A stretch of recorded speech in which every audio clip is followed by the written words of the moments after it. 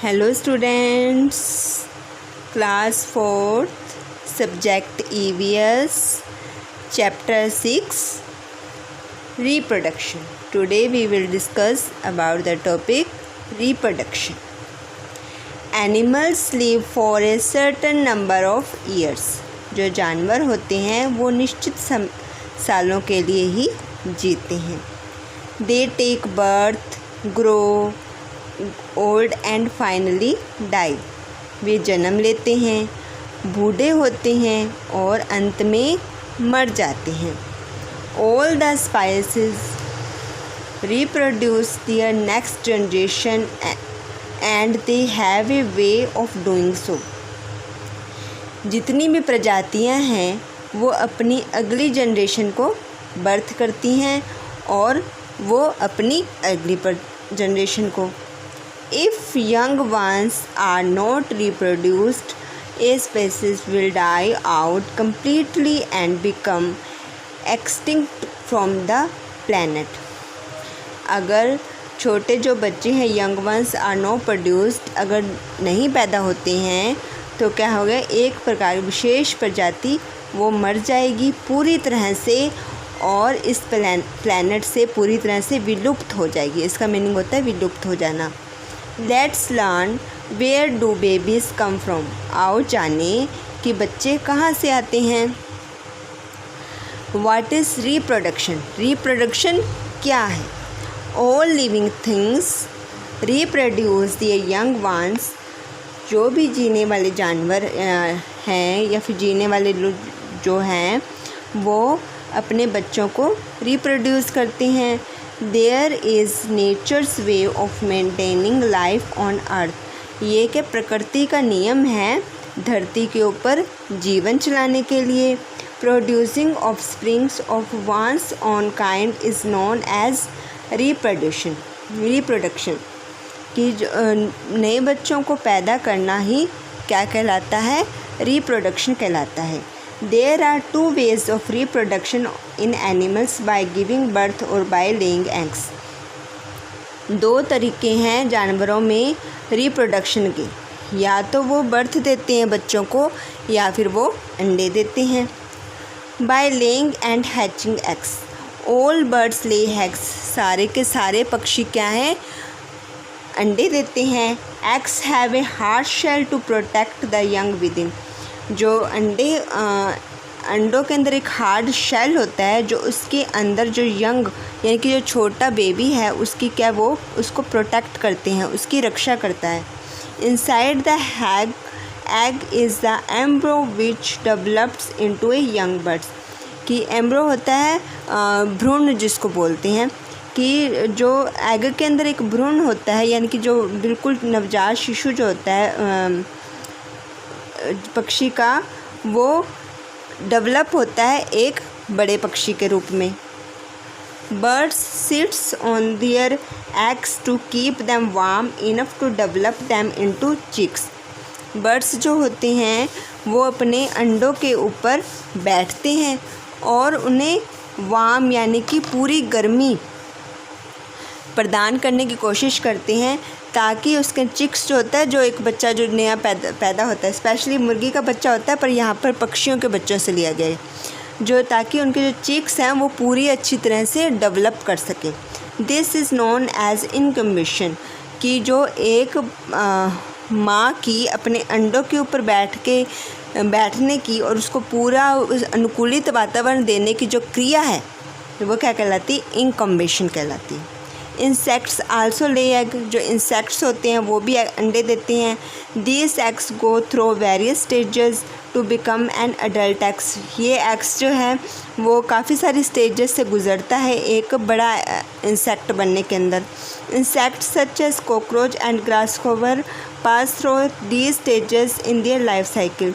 एक कॉकरोच और ग्रासहॉपर होता है बेटा टिड्डा जो होता है वो अपने लाइफ साइकिल के अंदर 3 स्टेजेस से गुज़रता है. A baby cockroach hatches from an egg. एक जो बेबी कॉकरोच होता है जब वो एग से बाहर निकलता है, दैन इट्स मोल्ड्स और shades it's skin and become A complete egg.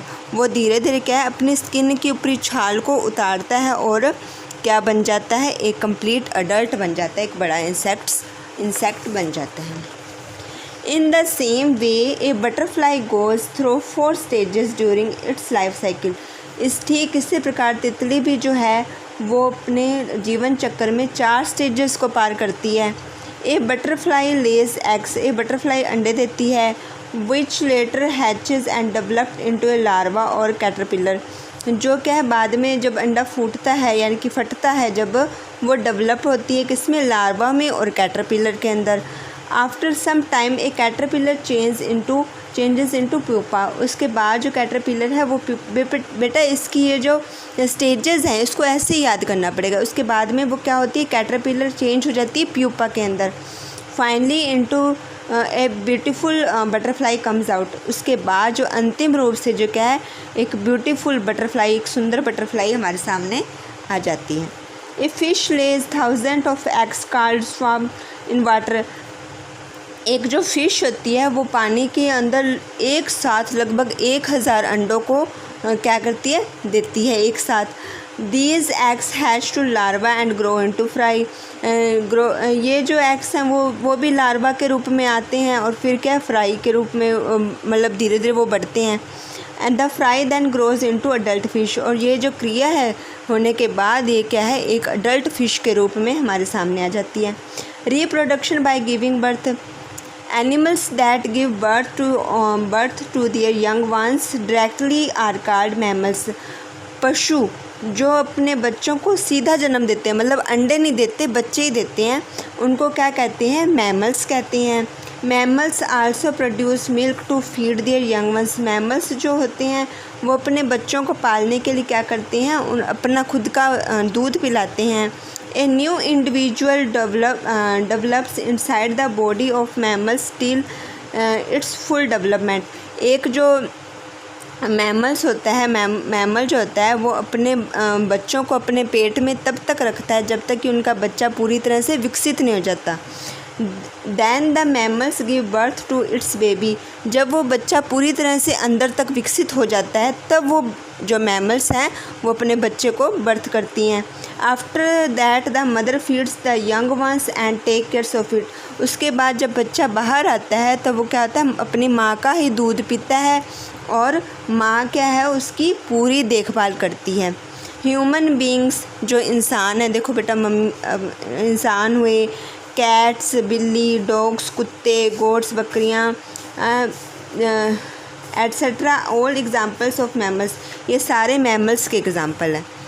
ठीक है, यहाँ पर ये कुछ स्नैप्स बनी हुई हैं, इनको आप देख लीजिए, ये सारे मैमल्स हैं। इसके बाद में है care of young ones, some animals take care of their babies while others do not, कुछ जो जानवर होते हैं वो अपने बच्चों की बहुत ज़्यादा रक्षा करते हैं और कुछ नहीं भी करते। Mammals and birds are caring parents, जो मैमल्स होते हैं यानी कि जो सीधा बच्चे देते हैं, हाँ मैमल्स उनको बोलते हैं, जैसे ह्यूमन बीइंग भी उसमें हो गया, मम्मी अपनी रक्षा करती है ना। मैमल्स हुए और जो पक्षी हुए वो क्या है एक अच्छे माता पिता हैं, पेरेंट्स हैं। दे फीड, वे अपने बच्चों को भोजन कराते हैं, प्रोटेक्ट उनकी रक्षा करते हैं, take care of their young ones, और उनका बहुत अच्छे से ख्याल रखते हैं। यंग वंस यहाँ पर बच्चों के लिए आया। Once until their young ones hunt for their own food और टेक केयर ऑफ देमसेल्व्स, तब तक ध्यान रखते हैं जब तक कि जो उनके बच्चे खुद अपना शिकार ना करने लग जाएं, यानी कि अपना भोजन खुद ना ढूंढने लग जाएं और अपनी रक्षा खुद ना करने लग जाएं। ठीक है। Fish, frogs and reptiles lay eggs but after hatching them they do not take care of the young ones और लुक आफ्टर दैम। जैसे मछली हुई, फ्रॉग्स हुए, रेप्टाइल्स बेटा वो होते हैं रेंगने वाले जानवर, जैसे सांप, केंचुआ, नेवला, है ना, ये सारी है। ये सब क्या है अंडे देते हैं, लेकिन जब अंडा फट जाता है उसके अंदर से जब बच्चे निकलते हैं उसके बाद ये जो है भूल जाते हैं भी हाँ ये उनके बच्चे हैं। कोई उनकी रक्षा नहीं करते और कोई उनका ध्यान नहीं रखते, बस छोड़ देते हैं उनको। Some parents do not have their babies so they adopt others child which is called adoption. कुछ माता पिता ऐसे होते हैं जिनका खुद का बच्चा नहीं होता, इसलिए वो दूसरों के बच्चों को क्या करते हैं, गोद ले लेते हैं, और ये जो क्रिया है वो अडॉप्शन कहलाती है, गोद लेने की क्रिया कहलाती है। These parents are called foster parent. ये जो पेरेंट्स होते हैं, ये जो माता पिता होते हैं बेटा, ये क्या कहलाते हैं, पालन करने वाले, पालक पेरेंट्स, पालक माता पिता यानी कि पालने वाले माता पिता कहलाते हैं। And the child is called adopted child, और जो वो बच्चा होता है जिसे उन्होंने गोद लिया होता है, वो गोद लिया हुआ बच्चा कहलाता है। आई होप आपको ये लेसन समझ आया होगा। Thank you very much.